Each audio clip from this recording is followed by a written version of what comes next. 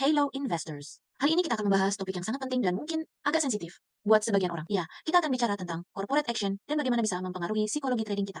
Aksi korporasi bisa bikin kaya dalam semalam, tapi juga bisa bikin hilang mental dalam sekejap. KRW meratus jasa prima. Jadi contoh nyata. Dari harga 6.000, sekarang banyak yang bahkan takut buka aplikasi sahamnya. Ini bukan soal cari cacing naga lagi, ini soal waras atau enggaknya kita di market. Teman-teman, corporate action itu seperti right issue, private placement, stock split, reverse stock, sampai rencana IPO anak usaha memang sering jadi pemicu harga saham naik tinggi. Tapi hati-hati, di balik semua itu, bisa jadi ada agenda yang nggak kita pahami. Banyak yang masuk cuma karena dengar info satu, padahal bisa aja itu bagian dari skenario pom-pom yang udah disusun rapi. Mari kita lihat kasus Carway akhir 2024.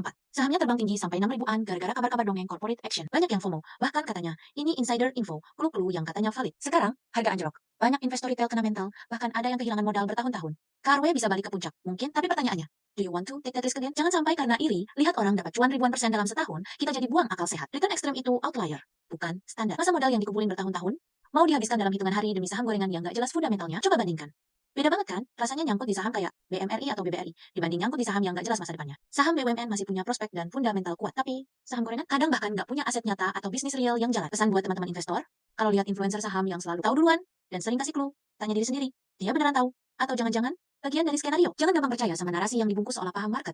Sayangi modal kita. Hindari trading yang bikin kehilangan ketenangan batin. Ingat, saham yang tenang bisa bikin kita kaya dalam jangka panjang. Tapi, saham yang terlalu liar bisa bikin trauma selamanya. Mari jadi investor yang rasional, bukan emosional. Kalau video ini membantu, jangan lupa like dan subscribe ya. Share juga ke teman-teman kamu yang lagi belajar investasi saham. Sampai ketemu di video berikutnya.